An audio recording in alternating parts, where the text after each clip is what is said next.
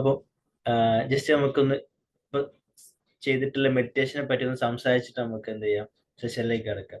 അപ്പൊ മെഡിറ്റേഷൻ ഇപ്പൊ നമ്മൾ ചെയ്തിട്ടുള്ളത്, നിങ്ങൾക്കറിയാം, നമ്മളെ ലൈഫിൽ നമുക്ക് എല്ലാവർക്കും ഒരുപാട് ആഗ്രഹങ്ങൾ ഉണ്ടാവും അല്ലെ. സാമ്പത്തികമായിട്ടുള്ള ആഗ്രഹങ്ങൾ ഉണ്ടാവും, അതുപോലെ തന്നെ ആരോഗ്യപരമായിട്ട് ഞാൻ ഇന്ന രീതിയിൽ എൻ്റെ ആരോഗ്യം മെച്ചപ്പെടണം എന്ന് ആഗ്രഹം ഉണ്ടാവും, ഇന്ന രീതിയിൽ എൻ്റെ ബന്ധങ്ങൾ നല്ല രീതിയിൽ മുന്നോട്ട് പോകണം എന്നുള്ള ആഗ്രഹമുള്ള ആളുകൾ ഉണ്ടാവും, ഇന്ന രീതിയിൽ എൻ്റെ ജീവിതത്തിലുള്ള ഒരുപാട് സ്വപ്നങ്ങൾ നേടിയെടുക്കണം എന്നൊക്കെ, അങ്ങനെ ഒരുപാട് ആഗ്രഹങ്ങളുള്ള ആളുകളാണ്. അപ്പോൾ അതിൽ നമുക്ക് ഏറ്റവും വേണമെന്ന് തോന്നുന്ന രീതിയിലുള്ള ഒരു ആഗ്രഹം ഇപ്പൊ നമ്മൾ എടുത്തിട്ട് എന്ത് ചെയ്ത്, അതിന് നമ്മളെ സൃഷ്ടാവിനോട് നന്ദി പറഞ്ഞു. ഓക്കെ. അപ്പൊ നമുക്കറിയാം, ലഇൻ ശക്കർത്തും ലഅസീദന്നക്കും, അല്ലെ.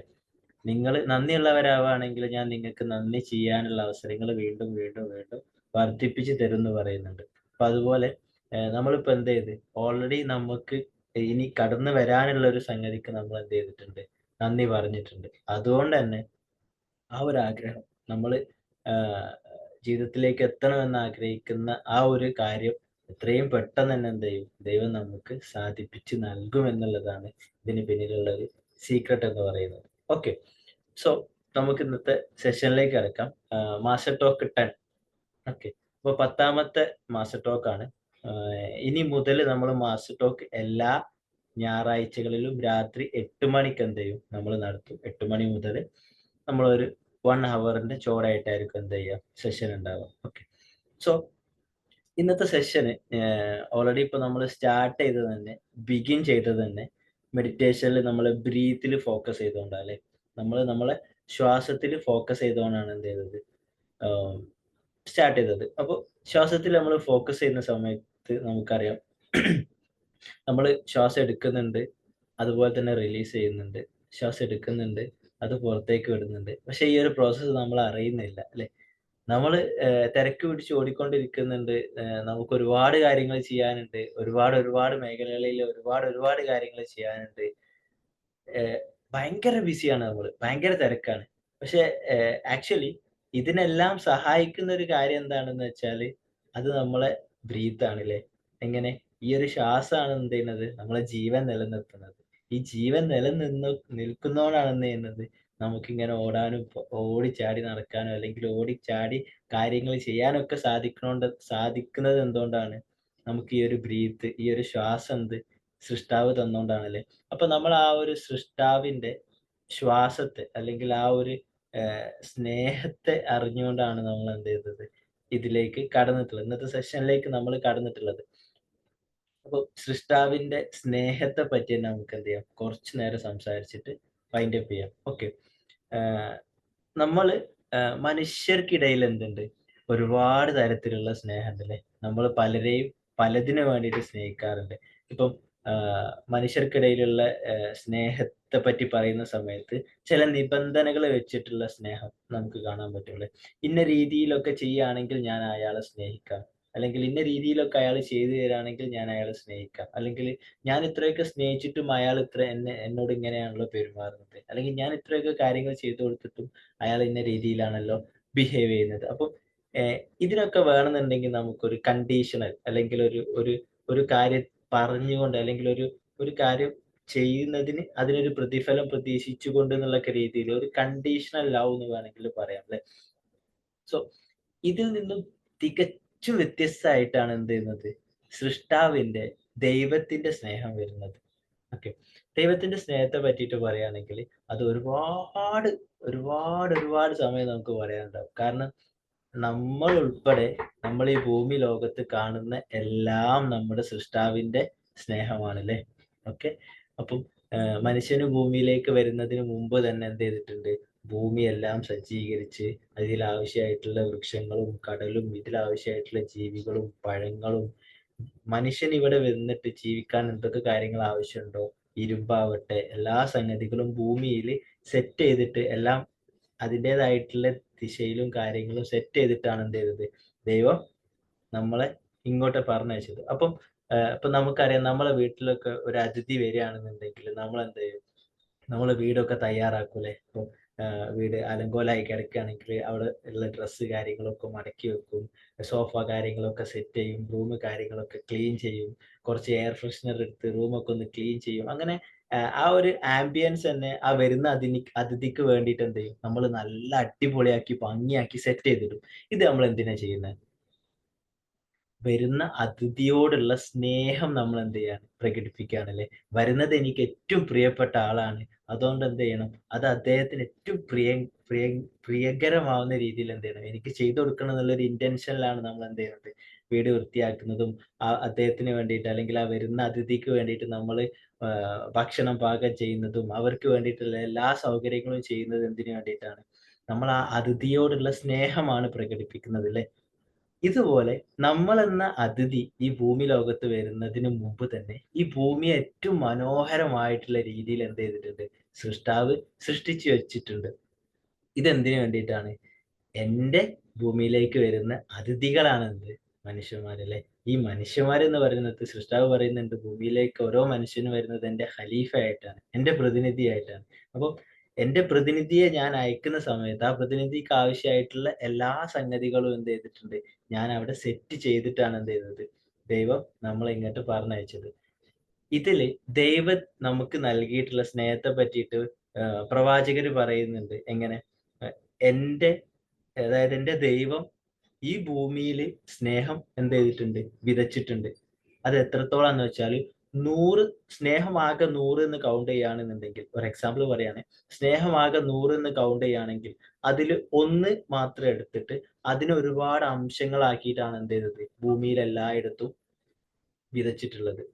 അതിലാണ് നമ്മൾ മനുഷ്യരോടുള്ള സ്നേഹവും, മൃഗങ്ങളോടുള്ള സ്നേഹവും, മൃഗങ്ങളെ കുഞ്ഞുങ്ങളോടുള്ള സ്നേഹവും, അങ്ങനെ തുടങ്ങി നമ്മൾ ഈ ഭൂമി ലോകത്ത് കാണുന്ന എല്ലാ സ്നേഹവും ആ 100-ൽ 1 ബാക്കി 99 അപ്പൊ ഒന്ന് ആലോചിച്ച് നോക്കിയേ. ഇപ്പം നമുക്കറിയാം നമ്മളെ മാതാപിതാക്കൾക്ക് മക്കളോടുള്ള സ്നേഹം അല്ലെ. എത്ര തന്നെ എന്ത് തന്നെ ദേഷ്യം ഉണ്ടെങ്കിലും അല്ലെങ്കിൽ എത്ര തന്നെ വഴക്കിലാണെങ്കിലും മാതാപിതാക്കൾക്ക് മക്കളോടുള്ള സ്നേഹം അത് വല്ലാത്തൊരു ബോണ്ടാ അല്ലെ. മക്കൾക്ക് എന്തെങ്കിലും ഒന്ന് പറ്റിയെന്ന് അറിയുമ്പോത്തിന് മാതാപിതാക്കൾ എന്ത് ചെയ്യും, നെഞ്ചിടിക്കാൻ തുടങ്ങും. അവര് ആങ്ഷ്യസ് ആവും, എന്താ ചെയ്യാ, അങ്ങനെ വെറീഡ് ആവും.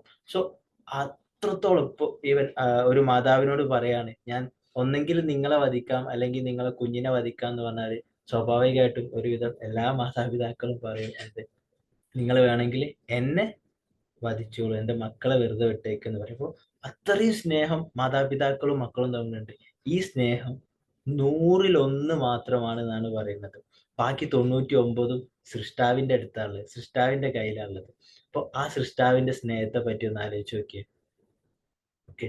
അപ്പൊ നമുക്കൊരു പക്ഷെ ഇമാജിൻ ചെയ്തിട്ട് അല്ലെങ്കിൽ നമുക്ക് അതിനെ പറ്റി ചിന്തിച്ച് ആ ഒരു ലെവലിലേക്ക് നമ്മളെ ചിന്തകളെ എലവേറ്റ് ചെയ്യുക എന്നുള്ളത് അത് അത്രത്തോളം കഠിന. കാരണം ഏഹ് ഇവിടെ വെച്ചിട്ടുള്ള ആ ഒരു സ്നേഹത്തെ നമുക്ക് ഇങ്ങനെ ഒരു മോഡലാക്കി തന്നിട്ടുണ്ട്.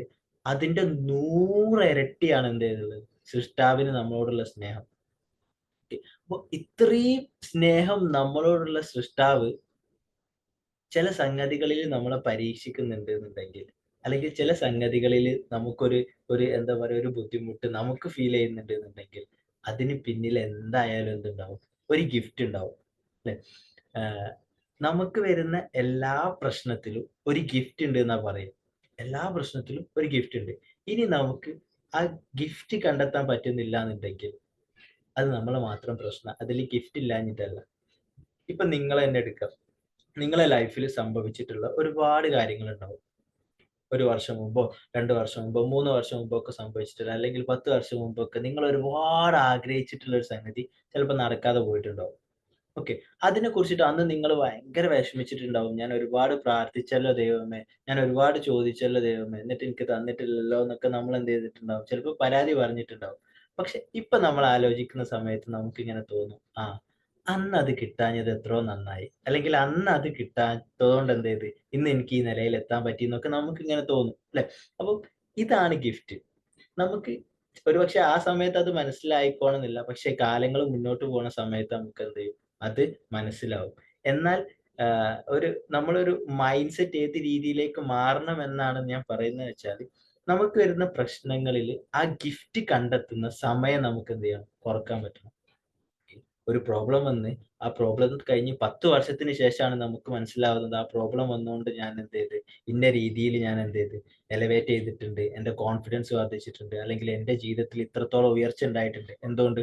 അന്ന് ആ പ്രോബ്ലം വന്നുകൊണ്ട്. 10 വർഷത്തിന് ശേഷം മനസ്സിലാക്കുന്നതിന് പകരം ആ ബുദ്ധിമുട്ട് അല്ലെങ്കിൽ ഒരു പ്രശ്നം വന്ന് കുറഞ്ഞ ദിവസത്തിനുള്ളിൽ നമുക്ക് മനസ്സിലാക്കാം, ആ ഈ ഒരു പ്രശ്നം വന്നതുകൊണ്ടാണ് എന്ത് ചെയ്യുന്നത് എനിക്ക് ഈ ഒരു രീതിയിലേക്ക് മാറാൻ പറ്റുന്നത്. ഈ ഒരു രീതിയിലേക്ക് ഇപ്പൊ ഒരു ബിസിനസ് ആണെന്നുണ്ടെങ്കിൽ ബിസിനസ്സിൽ ഇന്ന രീതിയിൽ ഒരു പ്രശ്നം വന്നതുകൊണ്ട് ഞാൻ എന്ത് ചെയ്ത് ഞാൻ സ്റ്റാഫിനോട് ഇന്ന രീതിയിൽ സംസാരിച്ച് അപ്പൊ ആ ഒരു ഏരിയ ക്ലിയർ ആയി ബിസിനസ് ഒന്നും കൂടി എന്ത് ചെയ്ത് അടുത്ത ലെവലിലേക്ക് നെക്സ്റ്റ് ലെവലിലേക്ക് എനിക്ക് ഉയർത്താൻ പറ്റി. റിലേഷൻഷിപ്പിൽ ഇന്നൊരു വിഷയം വന്ന് ഞാൻ ഇന്ന രീതിയിൽ സംസാരിച്ചു.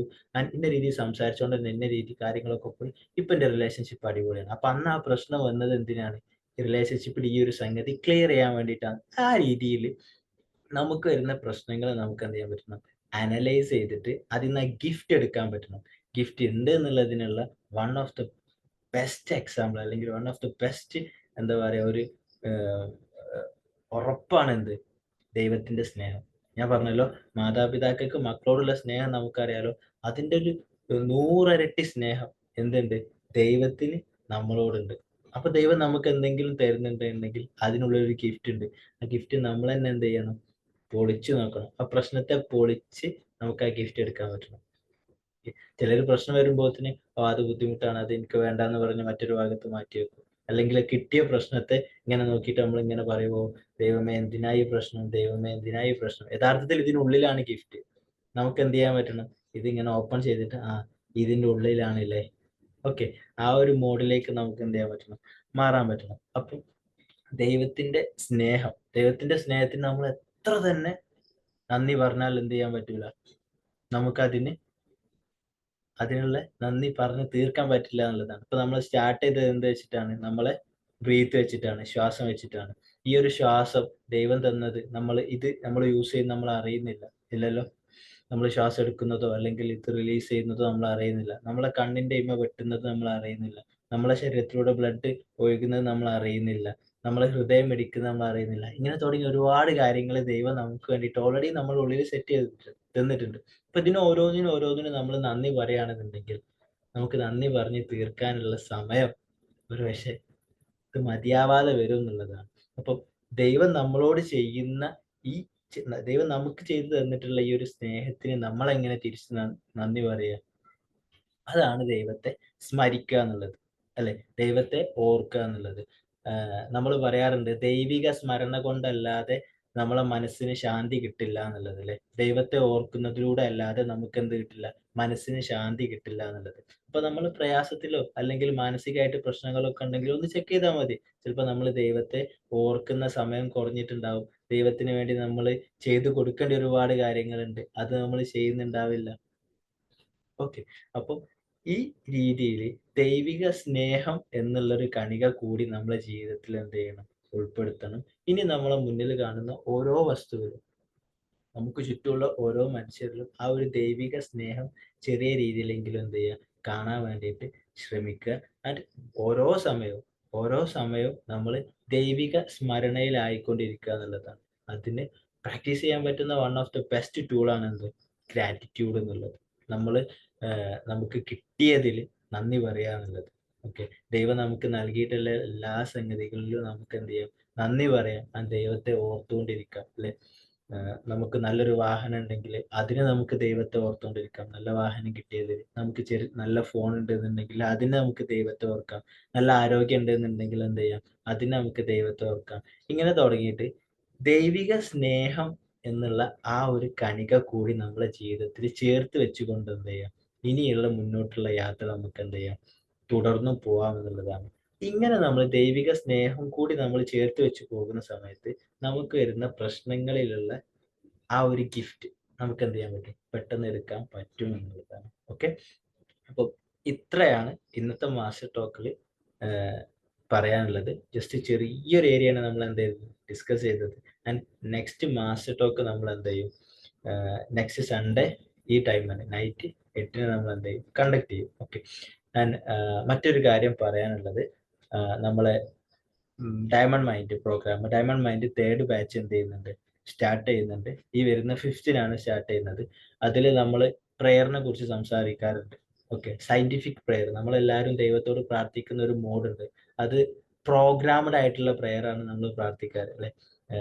അതൊരു നമ്മൾ ഒരു ശൈലിയായിട്ട് അല്ലെങ്കിൽ ഒരു ശീലമായിട്ട് മാറിയിട്ടുണ്ട്. ദൈവത്തിന് വേണ്ടി ചെയ്യുക എന്നതിലുപരി നമ്മൾ ശ്വാസം എടുക്കുന്ന പോലെ നമ്മൾ അറിയാതെ ചെയ്തു പോയിട്ടുണ്ട്. അതൊക്കെ നമ്മൾ അതിലൊരു കോൺസെൻട്രേഷൻ കൊടുക്കാത്ത രീതിയിൽ നമ്മൾ ദൈവത്തിനെ ഓർക്കുക, ദൈവത്തിന് വേണ്ടിയിട്ടുള്ള അമലുകൾ ചെയ്യുക എന്നുള്ള രീതിയിലൊക്കെ നമ്മൾ മാറിയിട്ടുണ്ട്. അപ്പം ആ ഒരു രീതിയിൽ ദൈവികത നമുക്ക് എലവേറ്റ് ചെയ്യാനും അതുപോലെ തന്നെ സയന്റിഫിക് പ്രെയർ പഠിക്കാനും മെഡിറ്റേഷൻ പഠിക്കാനും അങ്ങനെ തുടങ്ങി ഒരുപാട്.